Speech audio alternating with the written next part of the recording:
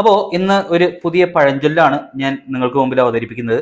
അതായത് അകത്തും ഗുണ്ട പുറത്തും ഗുണ്ട. കേരളത്തിലത്തെ ഇപ്പോഴത്തെ സാഹചര്യത്തിൽ ഒരൊറ്റ ഉത്തരം മാത്രമേ നമുക്ക് പറയാൻ സാധിക്കത്തുള്ളൂ. അതായത് CPM. നമസ്കാരം. ഈ ദൈർഘ്യം വെച്ച് നോക്കുമ്പോൾ വളരെ ചെറിയ ദൈർഘ്യമുള്ള വീഡിയോകളായിരിക്കും എന്നുള്ളത് കൊണ്ടാണ് ഇന്ന് രണ്ട് വിഷയങ്ങൾ ഒരൊറ്റ വീഡിയോയിൽ ഞാൻ ഉൾപ്പെടുത്തുന്നത്. അതിലൊന്ന് വളരെ ഗൗരവതരമായിട്ടുള്ള വിഷയം തന്നെയാണ്. കാസർഗോഡ് നിന്നാണ് വാർത്ത പുറത്തേക്ക് വരുന്നത്. രണ്ടാമത്തേത് പരമ്പരാഗതമായിട്ടുള്ള ഒരു കമ്മ്യൂണിസ്റ്റുകാരനിൽ നിന്ന് പ്രതീക്ഷിക്കാവുന്നത് തന്നെ. അതായത് സ്വാഭാവികമായിട്ടും തൊടുപുഴയിലും സംഭവിച്ചു എന്നുള്ളതാണ് വാർത്ത എന്ന് പറയുന്നത്. അതില് കാസർഗോഡ് നിന്ന് പുറത്തേക്ക് വരുന്ന സംഗീത എന്ന് പറയുന്ന ഒരു പെൺകുട്ടി, അവരുടെ വീഡിയോയാണ് ഇപ്പോൾ ചർച്ചയായിരിക്കുന്നത്. അതും ഒരു അപകടത്തിലൂടെ അരയ്ക്ക് കിഴപ്പോട്ട് തളർന്ന അവസ്ഥയിലിരിക്കുന്ന ഒരു CPM നേതാവിന്റെ മകളെ വീട്ടില് പൂട്ടിയിട്ടിട്ട് ക്രൂരമർദ്ദനത്തിനിരയാക്കുന്നു എന്നുള്ള വാർത്തയാണ്.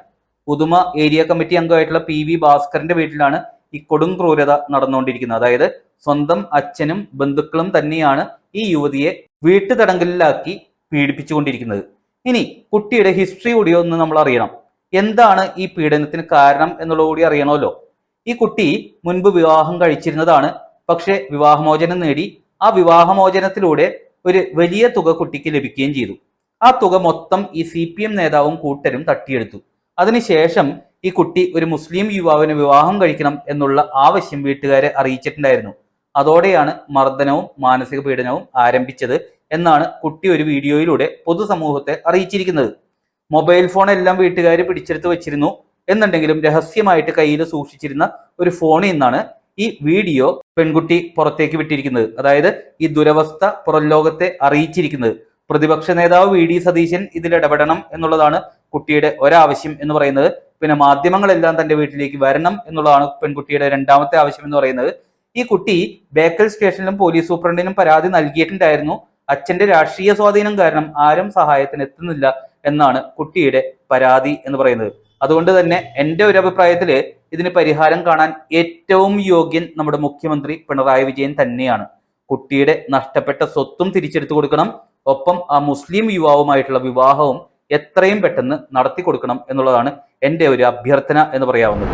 ഇനി അടുത്ത വാർത്ത എന്ന് പറയുന്നത് തൊടുപുഴയിൽ നിന്നാണ് കേട്ടോ. അതായത് അവിടെ ഒരു കോളേജിൽ നിന്നാണ് വാർത്ത പുറത്തേക്ക് വരുന്നത്. മാത്രമല്ല വിദ്യാഭ്യാസം അലർജി ആയിട്ടുള്ള CPMന്റെ ഭാഗത്ത് നിന്ന് നമുക്ക് പ്രതീക്ഷിക്കാവുന്ന ഒരു നടപടി തന്നെയാണ് ഉണ്ടായിരിക്കുന്നത്. ഇടുക്കി ഗവൺമെന്റ് നഴ്സിംഗ് കോളേജിലെ അടിസ്ഥാന സൗകര്യങ്ങൾക്ക് വേണ്ടിയിട്ട് സമരം ചെയ്തു വന്നിരുന്ന വിദ്യാർത്ഥികളോടും മാതാപിതാക്കളോടുമുള്ള CPM നേതാവ്, അതും CPM ജില്ലാ സെക്രട്ടറിയുടെ ഭീഷണി, അതാണ് അവിടെ നിന്ന് പുറത്തേക്ക് വരുന്ന വാർത്ത എന്ന് പറയുന്നത്. ഈ ഇടതുപക്ഷ സർക്കാർ കുറച്ച് വാഗ്ദാനങ്ങൾ ആ ഗവൺമെന്റ് നഴ്സിംഗ് കോളേജിന് കൊടുത്തിട്ടുണ്ടായിരുന്നു. അതായത് ആ കോളേജിലെ വിദ്യാർത്ഥികൾക്ക് നൽകിയിട്ടുണ്ടായിരുന്നു. അതില് മന്ത്രി റോഷി അഗസ്റ്റിൻ വാഗ്ദാനം ചെയ്ത പൈനാവിലുള്ള ഹോസ്റ്റൽ ഉൾപ്പെടെയുള്ള സൗകര്യങ്ങളും ഉണ്ടായിരുന്നു.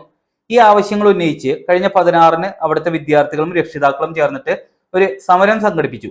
അതിനുശേഷം 18-ാം തീയതി കളക്ടറുടെ ഓഫീസിൽ ഒരു യോഗം വിളിച്ചിട്ടുണ്ടായിരുന്നു.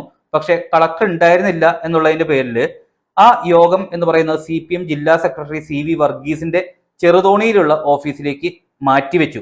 അങ്ങനെ ആ ചെറുതോണിയിലുള്ള ഓഫീസിൽ യോഗം ചേർന്നു. കോളേജ് പ്രിൻസിപ്പളും 2 അധ്യാപകരും PTA പ്രസിഡന്റ്, പിന്നെ PTA 2 എക്സിക്യൂട്ടീവ് അംഗങ്ങൾ, പിന്നെ 5 വിദ്യാർത്ഥി പ്രതിനിധികൾ, അവരാണ് യോഗത്തിൽ പങ്കെടുത്തിരുന്നത്. ആ യോഗത്തിലെ പ്രധാന ആവശ്യം എന്ന് പറയുന്നത് പൈനാവിലുള്ള ഹോസ്റ്റല് വിട്ടുകിട്ടണം എന്നുള്ളതായിരുന്നു. പക്ഷേ അതിനുള്ള CPM ജില്ലാ സെക്രട്ടറിയുടെ മറുപടി എന്ന് പറയുന്നത്, നിങ്ങൾ എത്ര സമരം ചെയ്താലും ഒരു പ്രയോജനവും ഉണ്ടാവില്ല. ഞങ്ങളുടെ സർക്കാരാണ് നഴ്സിംഗ് കോളേജ് കൊണ്ടുവന്നത് എന്നുണ്ടെങ്കിൽ അതില്ലാതാക്കാനും ഞങ്ങൾക്കറിയാം എന്നുള്ളതായിരുന്നു ഒരു മറുപടി എന്ന് പറയുന്നത്. മാത്രമല്ല, ഞങ്ങൾ ഒരുക്കി തരുന്ന സൗകര്യത്തിൽ താമസിക്കാൻ സാധിക്കുന്നില്ലെങ്കിൽ നഴ്സിംഗ് കോളേജ് പാർട്ടിക്കാരെ അങ്ങോട്ട് വേണ്ടെന്ന് വെക്കും എന്നുള്ളതായിരുന്നു. മാത്രമല്ല, വിദ്യാർത്ഥികളോട് ഒരു ഭീഷണി സെപ്പറേറ്റ് ആയിട്ടുണ്ടായിരുന്നു. അതായത് PTA പറയുന്നത് കേട്ട് നിങ്ങൾ തുള്ളാൻ നിന്നാല് നിങ്ങളുടെ 2 വർഷം പോയി കിട്ടും എന്നുള്ള പരിഹാസ രീതിയിലുള്ള ഒരു പെരുമാറ്റം ആയിരുന്നു സെക്രട്ടറിയുടെ ഭാഗത്തു നിന്ന് ഉണ്ടായത്. പിന്നെ യോഗത്തിൽ പങ്കെടുത്ത രക്ഷിതാക്കളെയും വെറുതെ വിട്ടിട്ടില്ല. നിങ്ങൾ ഇത്തരത്തിലുള്ള കാര്യങ്ങൾക്ക് വേണ്ടി ഇറങ്ങിത്തിരിച്ചാല് എന്നെപ്പറ്റി ശരിക്കും നിങ്ങൾക്ക് അറിയാലോ എന്നുള്ള ഭീഷണിയായിരുന്നു അവര് കേൾക്കേണ്ടി വന്നത്. ചുരുക്കം പറഞ്ഞാല്, വേണേ പഠിച്ചാൽ മതി, കൊണ്ടുവന്ന കോളേജ് പൂട്ടിക്കാനും പാർട്ടിക്കറിയാം എന്നുള്ള ഭീഷണി വിദ്യാർത്ഥികളോടും ശരിയാക്കി കളയും എന്നുള്ള ഒരു ഭീഷണി രക്ഷിതാക്കളോടും. ഇതൊക്കെ അന്വേഷിക്കാൻ കേരളത്തിലെ ഒരു പ്രതിപക്ഷം പോലും ഇല്ലേ എന്നുള്ളതാണ് ഞാൻ ചിന്തിക്കുന്നത്.